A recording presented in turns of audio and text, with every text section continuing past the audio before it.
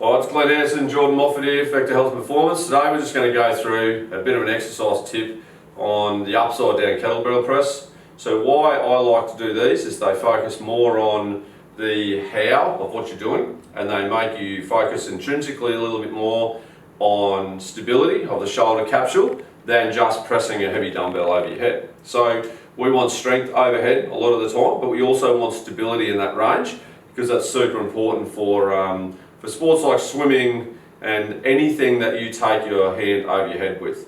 So when we're doing this exercise, the hardest part about it is honestly holding the kettlebell. So I'll demonstrate here, holding the kettlebell in that upside down position.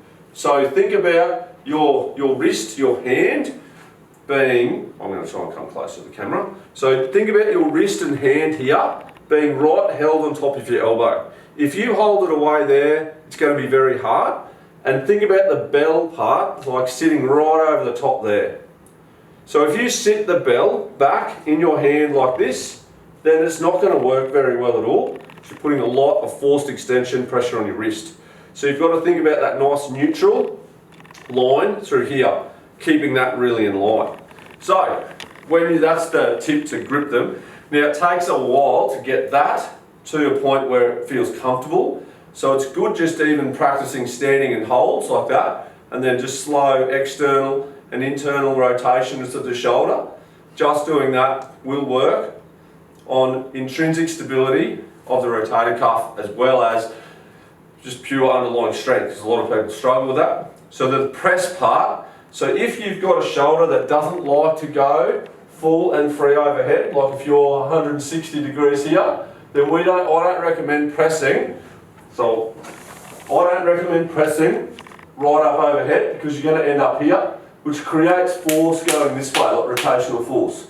Makes it really hard to hold at the top. I recommend more going a moderated press, which I'm going to get Jordan to demonstrate.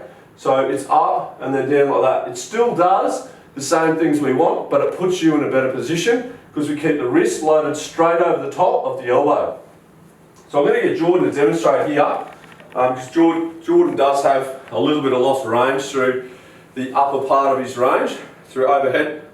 So he's got the kettlebell here, and he's going to press up, hold, and then back down. And you can see there he's working really hard here to stabilise. He's got a really good neutral spine, but he's working really hard to stabilise, getting that wrist right underneath his elbow. He tends to want to flare his elbow away from his body, and you want to try and keep it in line. So that's very tough to do. I really like doing it, especially if you like doing your cleans and snatches, but especially if your cleans, it's keeping everything in tight for that jerk position. And it's also really good for people like swimmers and basketballers and netballers, tennis players especially, that need that overhead range stability to try and get them to that point.